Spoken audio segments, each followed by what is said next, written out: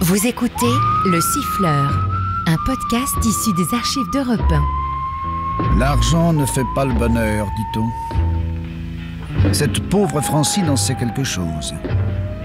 Elle avait tout pour être heureuse, et cependant la voici atrocement pâle sur son lit de douleur, dans cette chambre dont la somptuosité rend plus tragique encore sa solitude. Alors, docteur? Rassurez-vous, mademoiselle, votre sœur est sauvée. Après le lavage d'estomac et la piqûre que je viens de lui faire, il n'y a aucune raison pour qu'elle ne soit pas sur pied d'ici quelques jours. Mais elle revient de loin. S'empoisonner à 25 ans, quelle folie. Comment en est-elle arrivée là? Elle faisait déjà de la dépression nerveuse à la suite de la disparition de son mari. Monsieur Mézières est mort? On ne sait pas. Comment on ne sait pas? Il a disparu. Du jour au lendemain? Oui. Ma sœur avait une véritable passion pour son mari. Ils avaient fait un mariage d'amour et elle ne vivait que pour lui. Que par lui. Le couple idéal? Malheureusement, non. Ma sœur était d'une jalousie excessive et parfois elle faisait des scènes ridicules à son mari. Dans ces cas-là, mon beau-frère menaçait de s'en aller. Alors Francine lui demandait pardon et jurait de ne plus recommencer. Sa jalousie était peut-être justifiée. Mon beau-frère était très beau garçon, doué d'une grande intelligence. Il était très sollicité, très entouré. Que de temps en temps, il ait trompé ma sœur me semble assez probable. Vous croyez qu'il est parti avec une autre femme? Non, il était bien trop équilibré pour agir comme un collégien et abandonner brusquement ses affaires sans donner signe de vie. Non, pour ne rien vous cacher, je crains le pire. Allons donc, un cadavre, ça se retrouve. À moins qu'il ne se soit perdu en mer ou en montagne. Non. Il avait... Vous voyez, c'est plus fort que moi, je ne peux pas m'empêcher de parler de lui comme s'il était mort. Il avait une très belle propriété à 80 km de Paris dans laquelle il y avait un lac immense où il pêchait. Cette propriété, nous l'appelons la Maison du Lac. C'était fin septembre. Nous avions passé là-bas tous les trois un bon mois de repos et je suis rentrée à Paris avec ma sœur. Mon beau-frère voulait encore rester 2 jours pour pêcher. Et c'est lui qui devait fermer la maison. Nous l'attendons encore. Naturellement, vous avez prévenu la police. Vous pensez bien. Ma sœur avait même fini par leur porter sur les nerfs tellement elle les harcelait. Il faut dire qu'après avoir interrogé les hôpitaux, les morgues et les frontières, ils n'ont pas fait grand-chose. À tel point que j'ai déniché un détective privé dont on m'a dit le plus grand bien et j'ai vivement conseillé à ma sœur de lui donner pour mission de rechercher son mari. Psychiquement, s'est-elle toujours bien comportée? Bien sûr. Ah. Mais depuis la disparition de son mari, elle est comme un corps sans âme. Je n'avais pourtant pas cru qu'elle aurait été jusqu'au suicide. Je vous conseille de la surveiller de très près. Puisque je suis célibataire, je vais venir m'installer ici avec elle. Oh, vous avez raison. Alors, je me sauve. Je reviendrai demain, bien entendu, s'il survenait quoi que ce soit, par un coup de téléphone. J'arrive. Je vous remercie, docteur. Je vais retourner au chevet de ma malade. Pierre! Bien, voulez-vous conduire le docteur, je vous prie? Bien, mademoiselle. Au revoir, docteur. Au revoir, mademoiselle.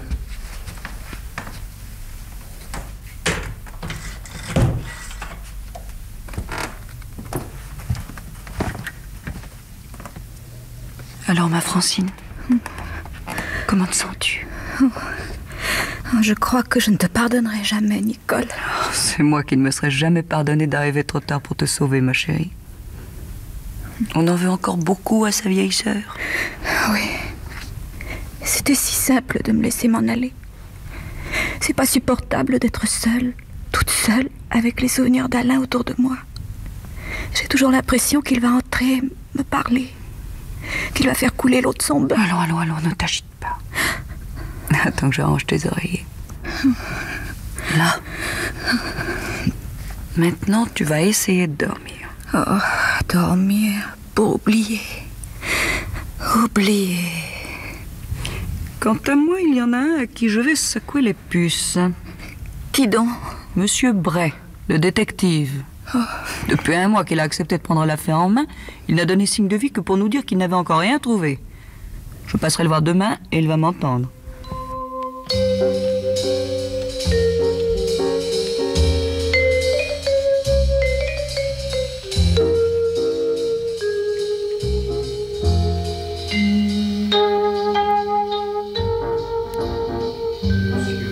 demande à parler à Bien, madame.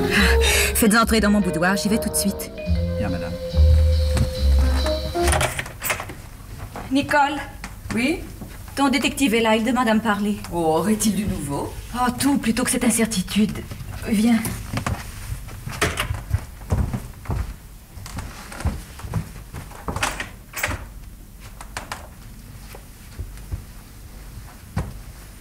Bonjour, monsieur Bray. Bonjour, mesdames. Avez-vous appris quelque chose de nouveau au sujet de mon mari? Oui, madame. Oh, dites vite. J'ai tout lieu de penser qu'il est vivant. Mon Dieu. Vous êtes sûr? Parmi les nombreux renseignements que vous m'avez donnés concernant votre mari, madame, vous m'avez dit qu'il adorait la pêche et qu'il avait toujours déploré le manque de temps qui ne lui permettait pas d'aller pêcher en montagne, principalement à Talloires, au bord du lac d'Annecy. Oui, oui. Oui, nous y étions passés au cours de notre voyage de noces. Je m'en suis souvenu et je suis allé à Talloires. J'ai montré une photographie de votre mari et quelqu'un m'a dit « Ce monsieur-là habitait la semaine dernière à la pension de famille de madame Cassin. » Je suis immédiatement allé chez cette madame Cassin qui, au premier regard jeté sur la photo, m'a dit « C'est lui ». Des explications qu'elle m'a données, il en résulte qu'il est resté 3 jours chez elle. Il allait à la pêche, mais au cours des rares propos qu'il échangeait avec les autres pensionnaires, il paraissait bizarre, comme quelqu'un frappé d'amnésie. D'amnésie. Oh, mais voilà qui expliquerait bien des choses. Mais Alain, rappelle-toi, était très surmené. Oui, oui, je sais, oui. Ce monsieur a-t-il rempli une fiche de police? Non, vous savez, dans les pensions de famille, on est moins sévère que dans les hôtels. Oui, enfin, il faut tout de même donner un nom. Quel nom a-t-il donné? Monsieur Clément. Clément. Clément n'est même pas l'un des 3 prénoms d'Alain. Et puis, une photographie ne me semble pas suffisante pour identifier quelqu'un à coup sûr. Il peut y avoir des ressemblances, même frappantes, ça n'est quand même pas une preuve. C'est tout à fait mon avis. Mais dans le paquet que voici, je rapporte un objet que ce monsieur Clément a oublié. Ah. Madame Cassin hésitait à me le donner, mais je lui ai assuré avec autorité que son pensionnaire était bien l'homme que je cherchais. Elle a fini par me le confier. Qu'est-ce que c'est? Vous allez voir.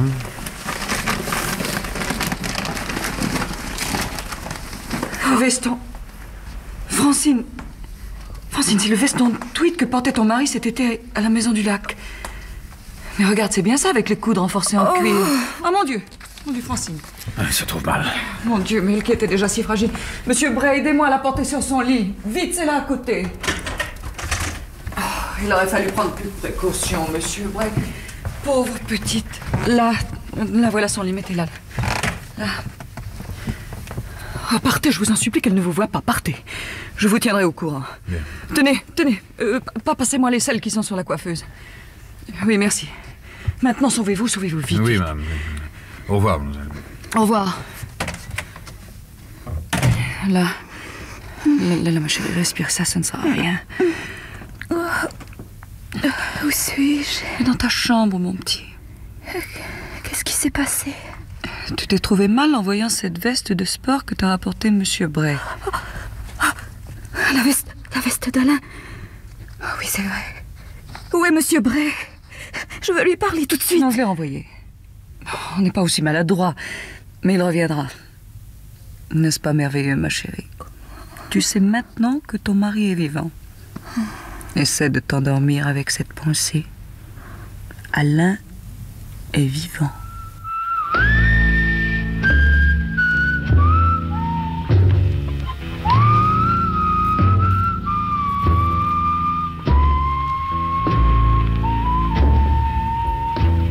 Quel coup inattendu. N'est-ce pas, Francine? Pourquoi ce détective a-t-il menti? Cette veste ne peut pas être celle d'Alain. Elle ne peut pas être celle que portait ton mari la nuit où tu l'as tué. Dès le lendemain de ton départ, tu étais revenu à la maison du lac pour avoir une explication avec lui. Cette promenade en bateau, au clair de lune, tous les deux. Cette scène de jalousie que tu lui as faite. Folle de rage, tu l'as poussé. Il est tombé à l'eau et pour qu'il ne s'accroche pas à la barque, tu l'as assommé d'un coup de rame. Il a coulé à pic. Son corps est au fond de l'eau, au milieu du lac. Et la veste aussi, naturellement. Alors, avec cette veste, où exactement ce détective veut-il en venir? Bonjour, madame. Bonjour, monsieur. Je suis madame Mézières. Ah, très heureux, madame. J'ai l'honneur d'habiller monsieur Mézières depuis bien longtemps. Oui, vous êtes bien monsieur Gretz? Oui, madame. Auriez-vous l'obligeance d'ouvrir ce paquet, je vous prie? Certainement. Ce veston a bien été fait chez vous, n'est-ce pas? Bien sûr. Je vous demande ça parce que je n'ai pas trouvé à l'intérieur d'une des poches votre griffe habituelle, avec la date de fabrication. Oh, vous m'étonnez. Ah, mais on a décousu ma griffe, comment ça se fait-il? Je l'ignore, monsieur Gretz. Quand mon mari vous a-t-il commandé ce veston? Celui-ci, est-ce le premier ou le second? Mais il en a fait faire 2? Oui, au début de mars, je lui en ai coupé un, et puis un second il y a une quinzaine de jours. Quoi? Mon mari est venu ici, il y a 15 jours? Non, son secrétaire. Ce monsieur m'a dit que monsieur Mézières était en voyage et qu'il l'avait chargé de faire refaire exactement le veston qu'il portait sur une photo qu'il m'a montrée. Vous pensez si je l'ai reconnu tout de suite? Et comme nous avons les mesures de tous nos clients, ça m'a été facile de répéter exactement le même. Et comment s'appelait ce secrétaire? Ça, je ne m'en souviens plus. Oh, vous ne pourriez pas retrouver son nom? Ah, mais si j'y pense, il m'a payé par un chèque et sur notre livre, nous notons toujours le nom du titulaire du compte. Attendez, je prends mon livre. Voyons, la livraison a eu lieu il y a pas plus de 3-4 jours. Ah, voici. Monsieur Mézières, le chèque était payable sur le compte de monsieur Bray. Bray, B-R-A-Y. Oui. Je vous remercie.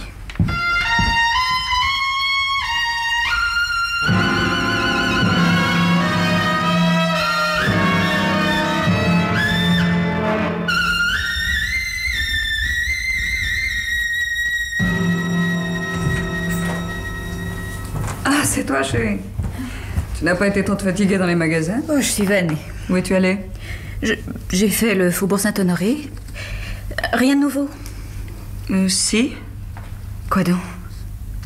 Il faudrait d'abord que tu me promettes d'être raisonnable et de ne pas te trouver mal comme l'autre jour. Oh, mais parle donc. J'ai horreur de ces préambules. Il y a d'autres nouvelles d'Alain? Oui. Bonne? Oui, ma chérie. Tu avais dit à Bray que ton mari devait aller à Monte-Carlo pour amorcer une affaire importante. Oui, et alors? Notre détective fait enfin du bon travail. Il est allé à Monte-Carlo. Il s'est rendu à la police et il a demandé s'il n'en avait pas eu à s'occuper d'un Français amnésique.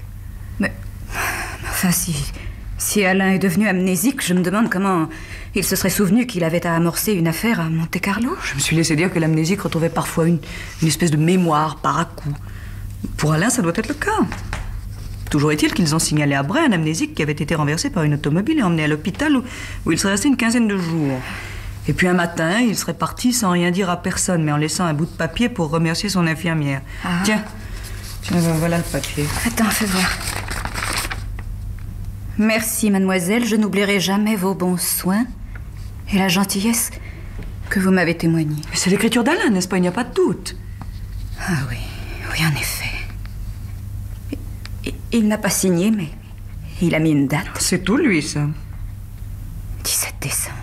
Le 17 décembre, Alain était donc à Monte-Carlo. Et depuis, on n'a pas retrouvé sa trace, bien entendu. Non. Sais-tu ce que j'ai pensé? Quoi? J'ai besoin de savoir la vérité, toute la vérité. Allons. Quelle qu'elle soit. Alain est-il bien mort ou vivant? Plusieurs fois, il m'est arrivé de consulter des voyantes. Moi, j'y crois. Et je viens de lire un bouquin écrit par une certaine Madame Claire qui m'a bouleversée. Je veux la consulter. J'ai son numéro de téléphone, je vais lui demander de venir ici dès demain. Ça me coûtera ce que ça me coûtera.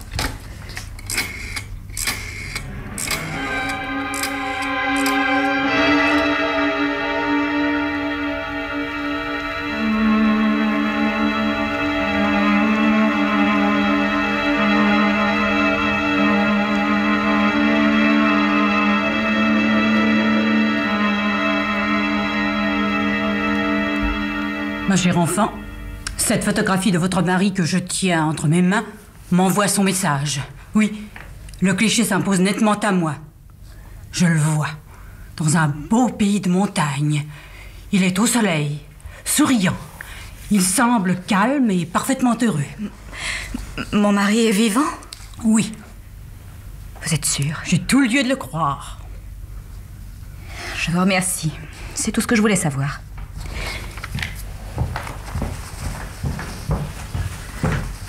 Nicole, tu peux venir. Tu voudras bien remettre à madame ce que je lui dois. Bien. Au revoir, madame Claire, je vous remercie. J'ai un mal de tête épouvantable. Je monte dans ma chambre. Je vais prendre de l'aspirine et me coucher. Bien, ma chère.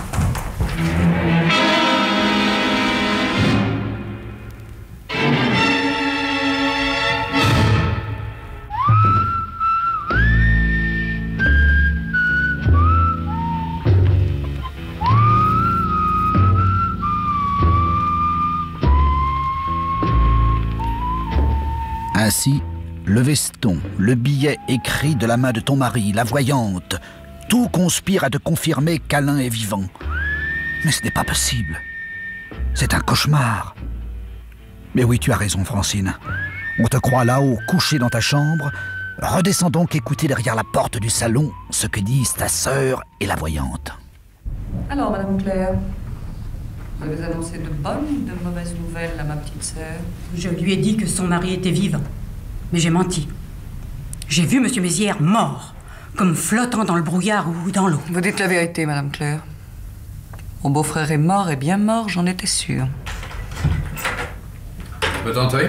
Entrez, monsieur Bray. Madame Claire, qui est une grande voyante, vient de confirmer tout à fait nos soupçons. Alain est mort. Naturellement, voyons. Tout l'indique. Vous avez bien fait, madame. Il faut surtout que ma sœur croie toujours son mari vivant. Nous y tenons, pour le moment du moins. Tenez, permettez-moi de vous remettre cette enveloppe et de vous remercier encore d'être venu jusqu'ici.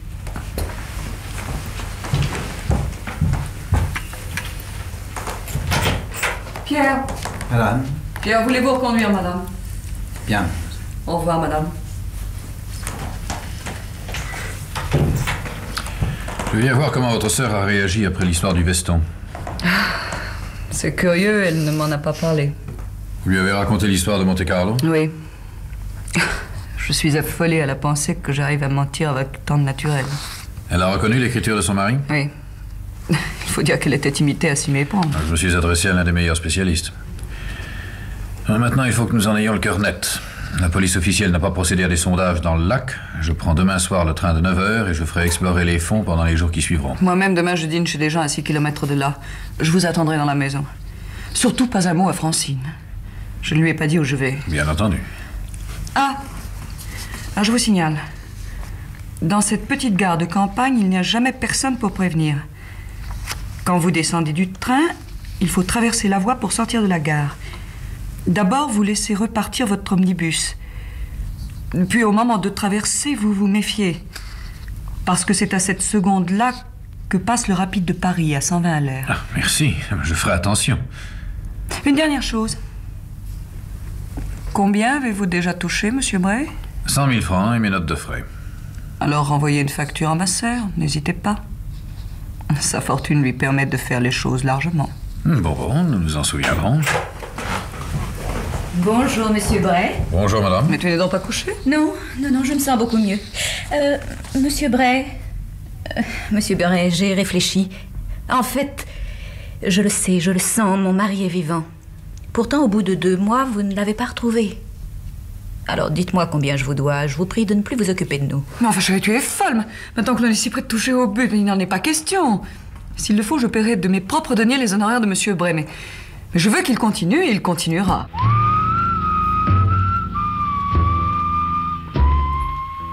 Drôle de jeu que joue là ta sœur Nicole et son détective. N'est-ce pas, Francine? Te faire cracher de l'argent aussi longtemps que possible et te démasquer. Car ils sont sûrs qu'Alain est mort. Ils se doutent qu'il est au fond du lac. Et s'ils truquent tout, c'est pour te persuader qu'il est vivant, exaspérer tes nerfs et t'arracher un aveu. Une seule solution. Demain soir, supprimer le détective à son arrivée dans la petite gare, te cacher dans son propre train, te glisser derrière lui dans l'ombre et le jeter d'une poussée sous le rapide de Paris. Oui, c'est ça la solution.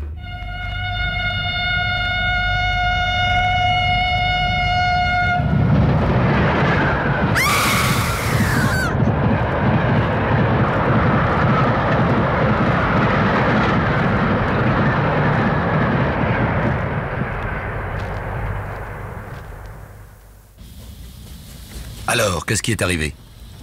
Oh, c'est très simple, inspecteur. J'étais au bord du quai. J'attendais pour traverser que le rapide de Paris soit passé. Il arrive à toute vitesse.